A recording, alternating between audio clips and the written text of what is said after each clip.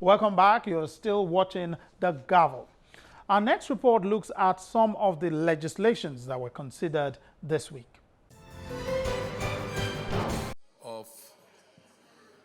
This week, the Senate resolved to investigate the allegation of infraction and the appointment of a new Director General for the National Youth Service Corps, NYSC. A point of order raised by Senator Dino Melaye questioned the appointment of a new NYSC DG by the Chief of Army Staff, Lieutenant General Tukur Buratai. According to Senator Melaye, the act setting up the NYSC grants powers solely to the President for the appointment of the DG of the NYSC. In a statement on the 26th of April, signed by the Acting Director of Army Public Relations, Colonel Segir Musa, the Nigerian Army had directed Brigadier General Shuaibu Ibrahim to take over from Major General Sule Kazaure as the new NYSC DG. The matter has now been referred to the Senate Committee on Youth and Sports for investigation and prompt feedback to allow the Senate make a decision. Surprisingly, Mr. President, the Chief of Army Staff, through signal, removed the Director General of NYSC and through signal appointed his replacement. Mr. President, the Armed Forces Act did not in any way empower any other person to appoint the Director General of NYSC other than the President of the Federal Republic of Nigeria. This Senate is also aware that previous Director Generals of the NYSC, including the immediate past DG, was appointed by President Muhammadu Buhari and former presidents of this country.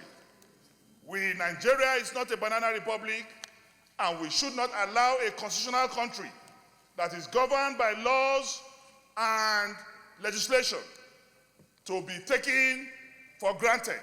Your Excellency, in the House of Representatives, the ad hoc committee investigating data collection processes, maintenance and usage at the Revenue Mobilization Allocation and Fiscal Commission threatened to issue a bench warrant against the acting chairman and the management of the commission.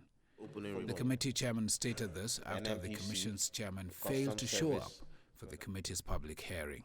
The chairman stated that the committee was constituted in January 2018 but has been unable to conclude its investigation due to non-compliance of the commission.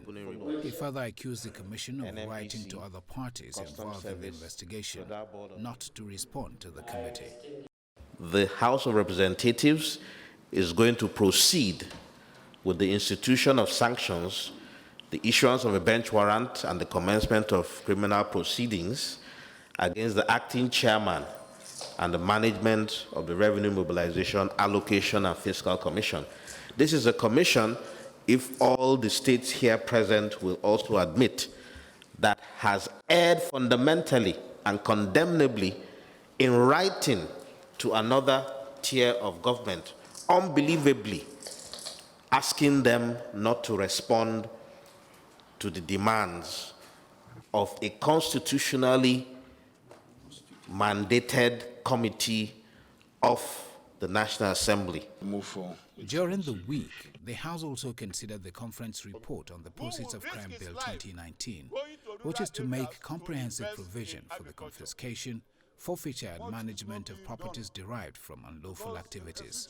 The Proceeds of Crimes Bill was passed by the House on 24th of July 2018. And just last week, the Senate passed its version of the bill. As a result of this, a conference committee was inaugurated to harmonize both bills. Substantially, Mr. Chairman, both bills have 164 clauses and almost the same provisions, except structural arrangements. So we have met to harmonize it, and we are now presenting the report or the harmonized version for consideration and adoption. The report was thereafter approved and has completed its legislative journey in the House of Representatives. Another report that was considered is on a bill on the establishment of the Federal University of Wukari, Taraba State. The report is approved by the House and is now set for the third reading. On Monday, the Nigeria Immigration Service commenced registration for the 10-year validity passport. It is a development that this lawmaker salutes. The motion was moved in 2016 for the 10 years validity of Nigerian passport expiration. It used to be, 5 years, for over years now. But to meet up with the best international practice, what is going on in UK, in the US, in France, Germany, etc., etc. So we need to meet up with the international standards. So that was why we moved the motion. The motion was moved. It was passed on the floor, sent to the appropriate committee, which is, in this case, a committee on interior. The public hearing was held. The stakeholder came over. We looked at it, we discussed, and today it's been passed. Meanwhile, the ad hoc committee of the House of Representatives investigating the 33 billion naira allegedly missing from the account of the National Pension Commission has said it will lay its report next week. The new chairman of the committee, Mr. Ekane Masukwo, PDP Akwa Ibom, before adjourning the hearing, said there was the need to improve the sector, noting that the panel would recommend sanctions where necessary, proffer solutions, and give advice on how to improve on the system. Now, with the date for the inauguration of the 9th National Assembly looming, the race for leadership positions gets intense. Our next report looks at some of the latest developments. As the month of April made way for May, it signaled the last few weeks of the 8th National Assembly. The passage also makes clear the approaching dawn of the 9th National Assembly. Lawmakers aspiring for different leadership positions are strategizing and putting finishing touches to their plans. During the week, one of the lawmakers aspiring for the position of Speaker in the 9th House of Representatives, Representative Chike Okafor, cautioned the leadership of his party, the All Progressives Congress, to take decisions that will enhance national unity and social justice.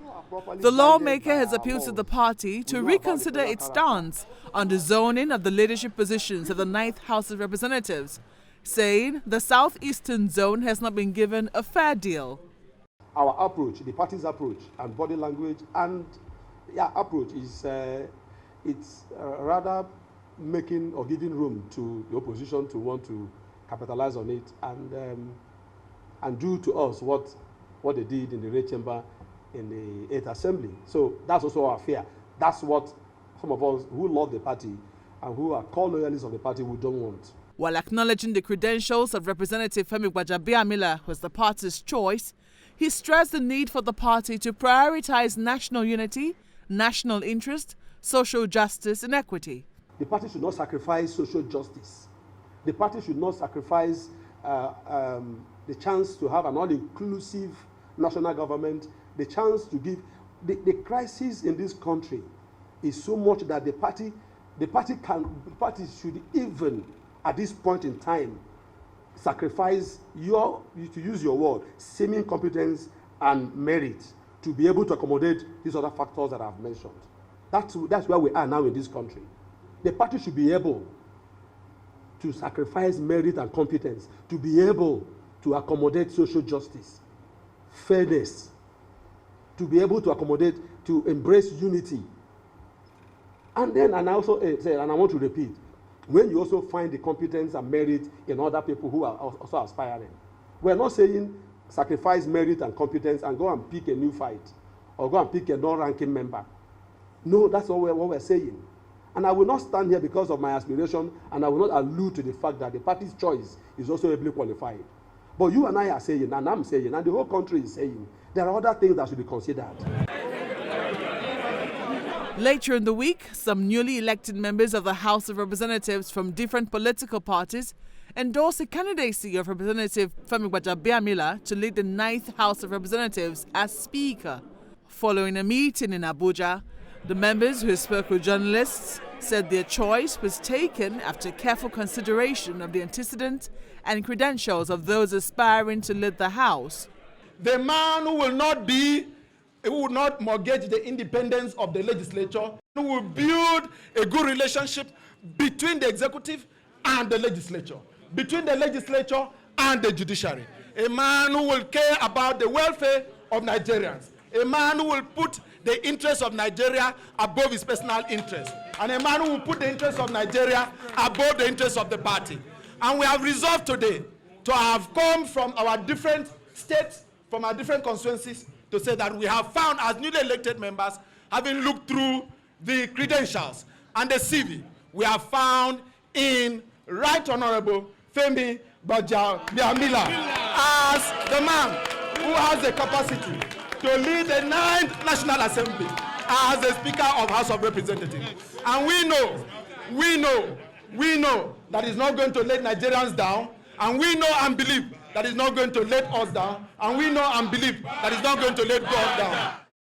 In a related development, one of the aspirants for the position of Speaker, Representative Ahmed Wase, has agreed to step down and gun for the position of the Deputy Speaker in the incoming House.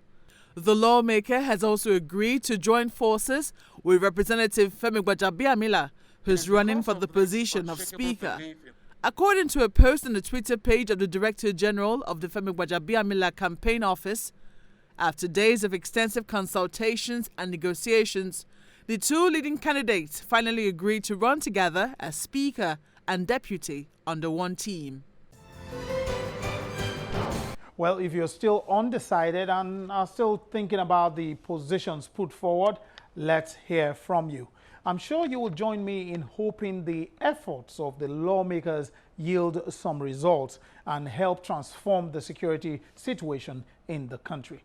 Get your views to us through any of the addresses on your screen. Well, that's our show this week. Thanks for staying with me. I'm Lanre Lasisi. Take care.